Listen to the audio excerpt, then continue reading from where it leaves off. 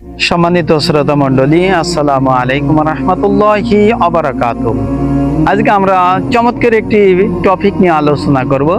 আলোচনার মূল বিষয়টি হলো এই যে একজন সাহাবী বিশ্বনবী মুহাম্মদ রাসূলুল্লাহ সাল্লাল্লাহু আলাইহি ওয়াসাল্লামের নিকট একটা আমল সংক্রান্ত বিষয় নিয়ে যখন কথা বললেন, আল্লাহর নবী মুহাম্মদ সাল্লাল্লাহু আলাইহি ওয়াসাল্লাম বললেন, লোকটি নিঃসন্দেহে আল্লাহর জান্নাতি।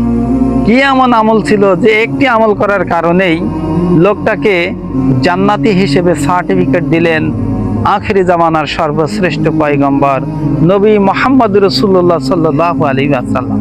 এই গুরুত্বপূর্ণ আমলটি আমরা আজকে জানার জন্য চেষ্টা করব। এই হাদিসটি এসেছে বুখারী এবং মুসলিম শরীফে।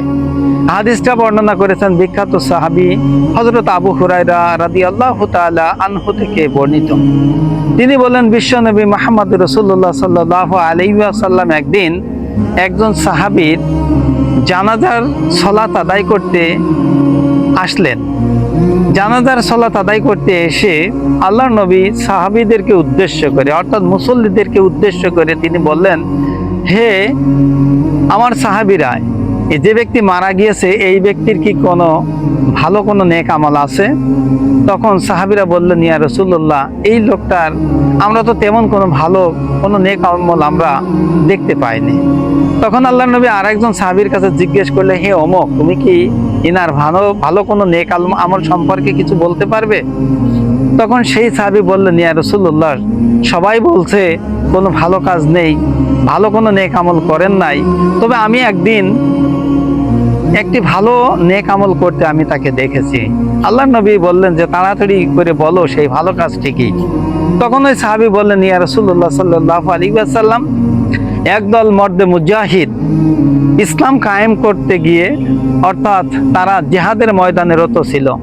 তারা ক্লান্ত অবস্থায় রাতে যখন শিবির স্থাপন করলো, তখন তারা সারাটা দিন যুদ্ধের ময়দান থেকে এত ক্লান্ত হয়েছে যে রাতের বেলায় শিবির স্থাপন করে তারা ঘুমিয়ে পড়েছে।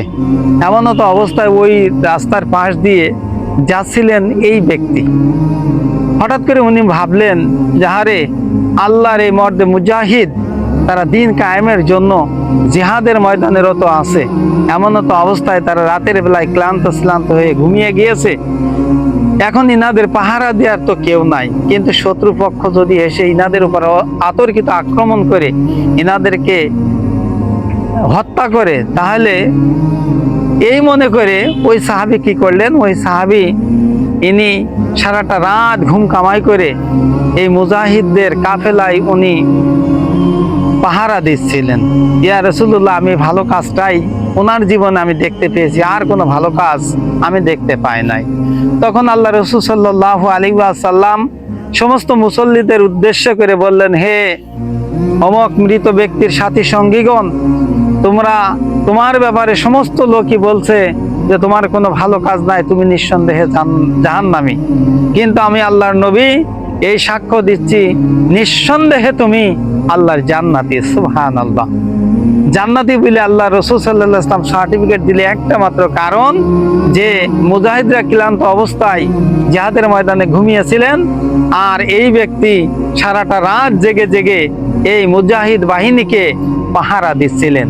এই আমলটা আল্লাহ রাব্বুল আলামিনের নিকট এত পছন্দ, এত প্রিয় হয়েছে যে আল্লাহ সুবহানাহু ওয়া তাআলা তার জীবনে যত গুনাহ, যত অপরাধ, যত অন্যায় করেছে, আল্লাহ তাআলা এই ভালো কাজটা করার ওসিলায় তার জীবনের সকল গুনাহ খাতা মাফ করে তার নামটা জান্নাতের দপ্তরে লিপিবদ্ধ করেছে। সুবহানাল্লাহ।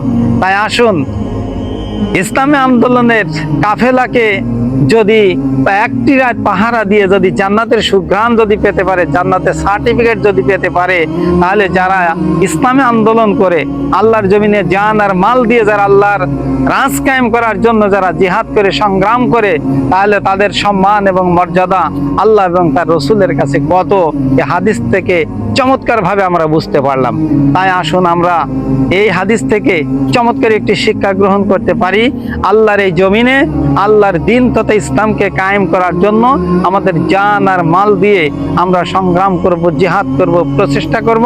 আল্লাহ সুবহানাহু ওয়া তাআলা আমাদের সকলকেই আল্লাহর জমিনে দিন কায়েম করার জন্য আন্দোলন সংগ্রাম করার তৌফিক দান করুক। আমিন। আসসালামু আলাইকুম ওয়া রাহমাতুল্লাহি ওয়া বারাকাতুহু।